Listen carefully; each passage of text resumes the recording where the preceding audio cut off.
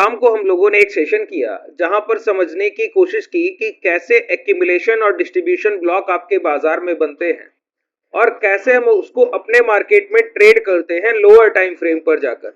तो मैंने आपको दो कॉन्सेप्ट समझाए कि पहली बात ये कि ये एक स्ट्रॉन्ग ऑर्डर ब्लॉक होते हैं और ऐसे ऑर्डर ब्लॉक के ब्रेकडाउन पर हमको एक एग्रेसिव डाउनफॉल मिलता है।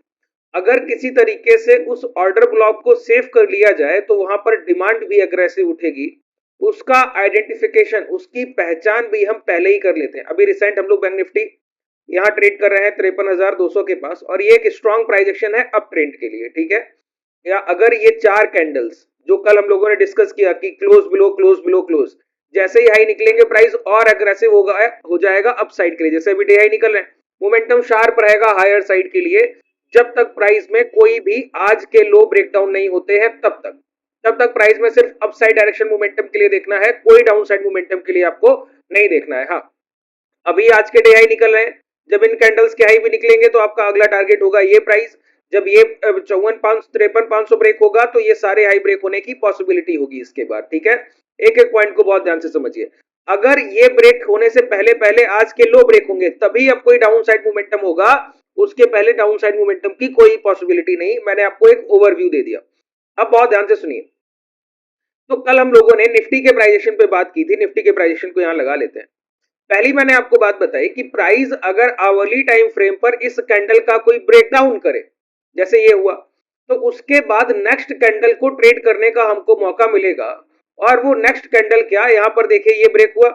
अब ये ब्रेक होने के बाद हमको 53,24,350 के बाद जो मोमेंटम मिला वो कहां तक मिला, 24,180, लगभग 180 पॉइंट्स का डायरेक्शनल मोमेंटम मिला। अच्छा, इसको हम कैसे ट्रेड करते हैं बताइए।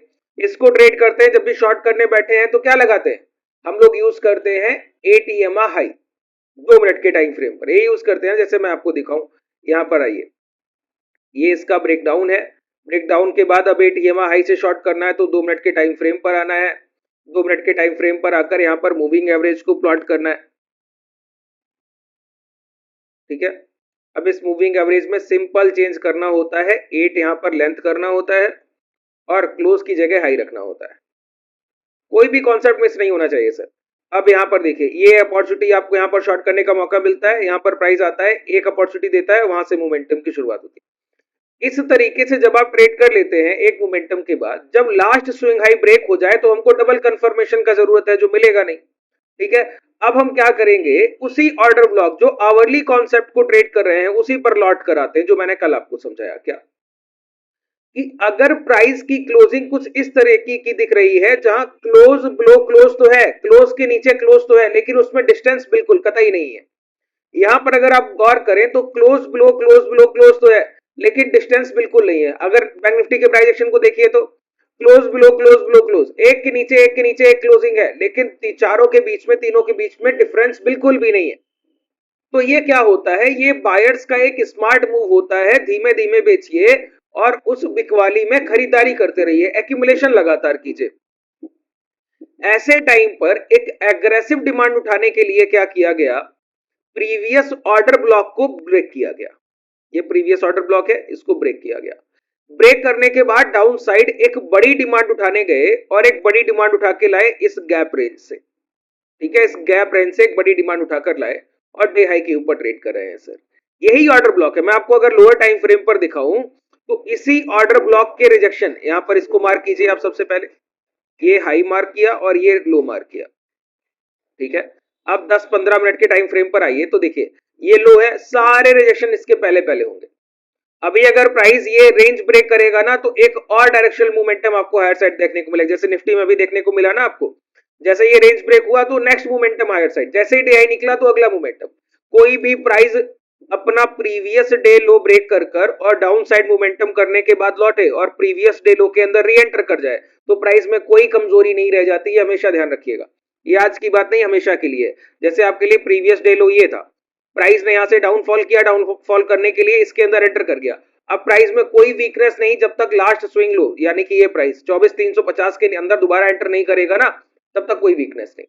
अच्छा, अब मेजर ऑर्डर ब्लॉक बन गए हैं। अब बहुत ध्यान से सुनिएगा कि ये तो ओवरव्यू हो गया जो कल हम लोगों ने सीखा, उसी कॉन्सेप्ट को मैंने आज अब आपको डिलीवर किया कि कैसे आप चीजों को ट्रेड करेंगे।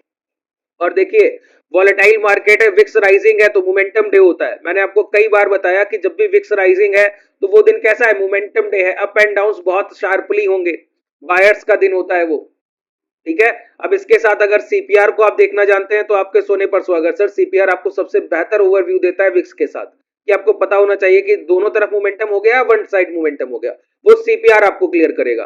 क्लासेस में जब आएंगे वहां पर ये सारी चीजें आप सीखेंगे। अब एक पॉइंट पर आते हैं, देखिए ऑर्डर ब्लॉक के लिए मैंने आपको बताया कि ये अपर बैंड, ये लोअर बैंड और ये मिडिल बैंड। अगर कोई कैंडल लोअर बैंड के नीचे क्लोज करती है और दोबारा लौट कर अंदर आ जाए तो सबसे बड़ा ऑर्डर ब्लॉक होता है, और उसमें अगर डोजी फॉर्मेशन हो रहा है तो वो भी एक ऑर्डर ब्लॉक है। कहने का मतलब है एक नॉन बॉडी साइज कैंडल जिसमें अपर और लोअर विक के पार्ट बड़े होने चाहिए और दोबारा से प्राइस लौटकर लोअर बैंड के अंदर ब्रेक ट्रेड करना चाहिए। तो एक बात बताइए, एक लाइन तो आपने हमेशा बाजार में सुनी होगी, higher time frame higher accuracy sir, है ना। तो 1 घंटे का ऑर्डर ब्लॉक और 2 घंटे के ऑर्डर ब्लॉक और 3 घंटे के ऑर्डर ब्लॉक में सबसे, या 4 घंटे के ऑर्डर ब्लॉक, तो जितना टाइम फ्रेम आप बढ़ाते जाएंगे ऐसे करके, तो जितना बड़ा टाइम फ्रेम उतनी बड़ी एक्यूरेसी सर, उतना उसकी पॉसिबिलिटी है और बड़े बायर्स आइडेंटिफाई करने के लिए कि इंस्टीट्यूशनल बायर्स आपको और बड़े मिल गए। बात क्लियर हो रहा है। तो अगर आप आज के सेशन, मैंने क्यों आपसे कहा कि अब यहां पर कोई पिकवाली की तरफ मत देखिएगा, ये सेशन करने का सबसे बड़ा महत्व ये कि आप ये समझें कि शॉर्ट कब करना है और लॉन्ग के लिए कब जाना है, अप ट्रेंड के लिए कब पोजीशंस को देखना है। ये टाइम है बुल स्प्रेड बनाने का, ठीक है, बुल स्प्रेड इस समय बनाने का ये टाइम होता है सर। और ये कब तक रहेगा, जब तक प्राइस दोबारा लौटकर 24,330 24,300 के राउंड फिगर प्राइस के नीचे 15 मिनट की कैंडल्स की क्लोजिंग ना करने लगे, तब तक सिर्फ बुल स्प्रेड क्रेडिट या डेबिट आप जो भी ट्रेड करते हैं वो आप ट्रेड करेंगे। और जब तक विक्स राइजिंग है तब तक मोमेंटम टाइम है सर, आराम से लॉन्ग के लिए देखिए। ठीक है, अब समझिए, अभी रिसेंटली यहां पर अगर आप बॉलिंजर बैंड को प्लॉट करें, कितनी बड़ी एक डिमांड के बाद दूसरी डिमांड कितनी बड़ी होती है ये आपको अभी समझ आएगा। ठीक है,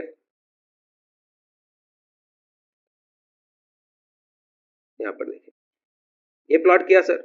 प्लॉट करने के बाद आप गौर से देखिए, इस बॉलिंजर बैंड में ये 15 मिनट के टाइम फ्रेम पर एक ऑर्डर ब्लॉक तो आपको बिल्कुल क्लियर विजुअल है, ये कि एक कैंडल क्लोज किया, अंदर आके तुरंत क्लोज किया, वहां से momentum order block sir. Bollinger band का एक्सटेंशन और एक्सटेंशन के बाद ऑर्डर ब्लॉक, वो तो काम करेगा ही करेगा चाहे कुछ भी मार्केट में हो जाए। एक्सटेंशन के बाद कभी भी ऑर्डर ब्लॉक मिलेगा उसका तो आप समझिए कि नेचुरल है काम करना।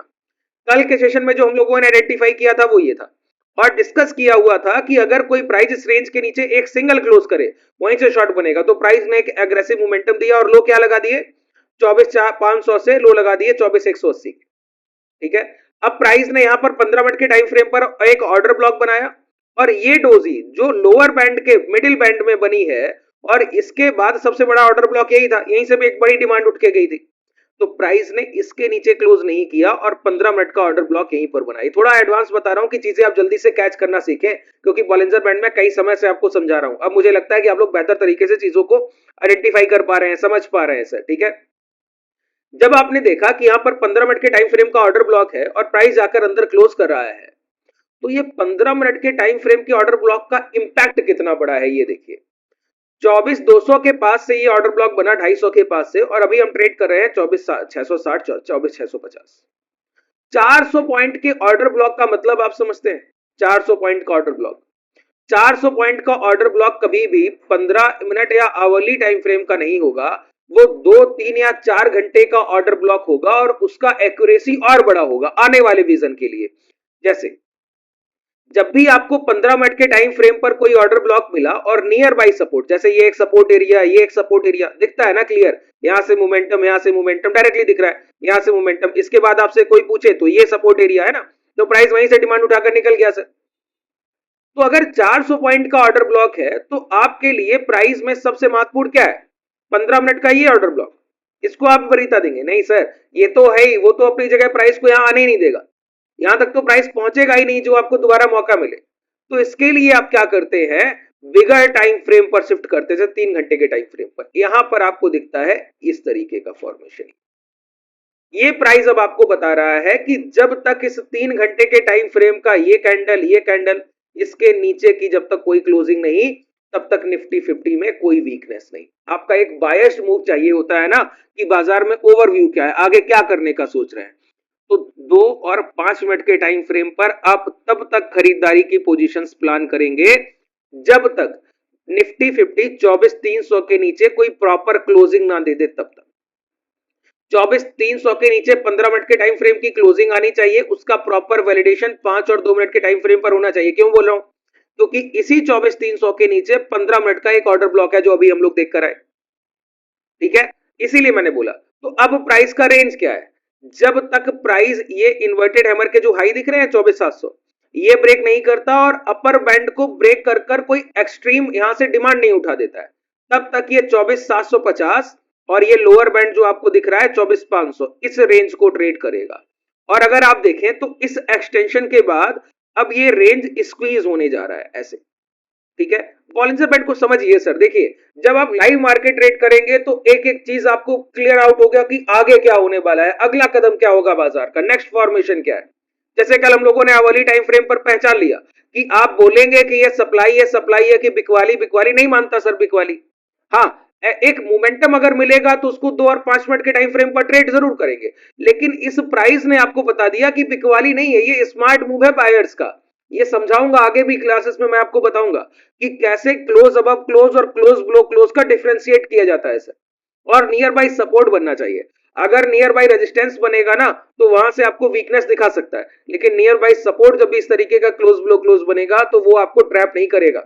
वो सेलर्स को ट्रैप कर लेगा लेकिन आपको ट्रैप नहीं करेगा सर। जैसे यहां पर देखिए, जो लोग यहां पे शॉर्ट करने बैठे, ऐसे बाजार में आप बोलेंगे कि बाजार तो बहुत पैसा दे रहा होगा सर। ऑप्शन बायर से पूछे जाकर क्या हालात है सर। जो लोग यहां पर पहले से ओवरव्यू बनाकर बैठे कि अब बाजार लॉन्ग के लिए जाएगा, उनके एसएल एरिया क्या है? इस कैंडल के नीचे, इस कैंडल के नीचे। क्योंकि 2 और 5 मिनट के टाइम फ्रेम पर तो आपको चलना ही नहीं आता है ना सर। आप जानते ही नहीं कि 2 और 5 मिनट के टाइम फ्रेम पर कैसे आगे बढ़ना है, ट्रेड कैसे एग्जीक्यूट करने, ये तो समझ ही नहीं रहे।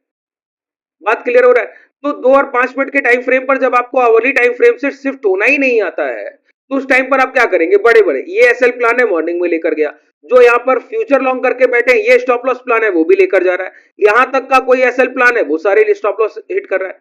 अब जिन लोगों ने मॉर्निंग में एग्रेसिव सप्लाई देखते हुए हायर टाइम फ्रेम आवरली, जब आवरली टाइम फ्रेम पर बायर्स का स्मार्ट मूव देख लिया तो मैंने आपको कल क्या बोला?